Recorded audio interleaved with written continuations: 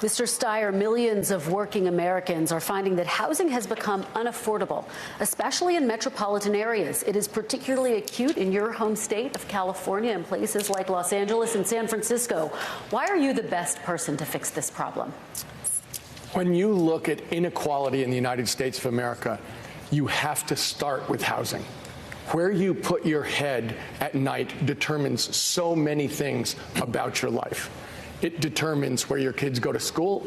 It determines the air you breathe, where you shop, how long it takes you to get to work. What we've seen in California is, as a result of policy, we have millions too few housing units. And that affects everybody in California. It starts with a homeless crisis that goes all through the state, but it also includes skyrocketing rents that affect every single working person in the state of California.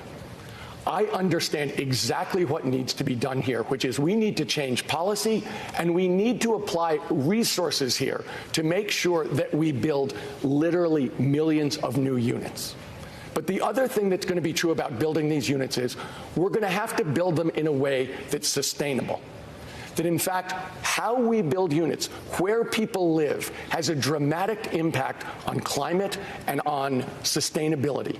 So we are going to have to direct dollars, we're going to have to change policy and make sure that the localities and municipalities who've worked very hard to make sure that there are no new housing units built in their towns, that they have to change that, and we're going to have to force it, and then we're going to have to direct federal dollars to make sure that those units are affordable so that working people can live in places and not be spending 50% of their income on rent. Thank you, Mr. Steyer. Senator Warren, I see your hand raised. Yes.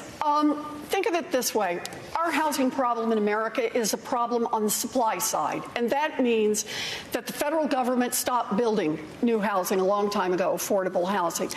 Also, private developers, they've gone up to mansions. They're not building the little two-bedroom, one-bath house that I grew up in, garage converted to be a bedroom for my 3 brothers. So I've got a plan for 3.2 million new housing units in America. Those are housing units for working families, for the working poor, for the poor, for seniors who want to age in place, for people with disabilities, for people who are coming back from being incarcerated. It's about tenants' rights, but there's one more piece. Housing is how we build wealth in America.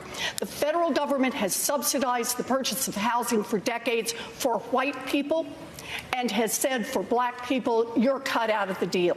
That was known as redlining. When I built a housing plan, it's not only a housing plan about building new units, it's a housing plan about addressing what is wrong about government-sponsored discrimination, how we need to address it, and we need to say we're going to reverse it. Thank you, Senator. Senator Booker? I'm so grateful again. As a mayor who was a mayor during a recession, who was a mayor during a housing crisis, who started my career as a tenants' rights lawyer, this are all good points, but we're not talking about something that is going on all over America, which is gentrification and low-income families being moved further and further out, often compounding racial segregation. And so all of these things, we need to put more federal dollars in it, but we've got to start empowering people. We use our tax code to move wealth up, the mortgage interest deduction. My plan is very simple. If you're a renter who pays more than 1/3 of your income in rent, then you will get a refundable tax credit between the amount you're paying and the area median rent. That empowers people in the same way we empower homeowners. And what that does is it actually slashes poverty, 10 million people out. And by the way, for those people who are facing eviction, it is about time that the only people when they show up in rentals court that have a lawyer is not the landlord, it is also low-income families struggling to stay in their homes. Thank you, Senator.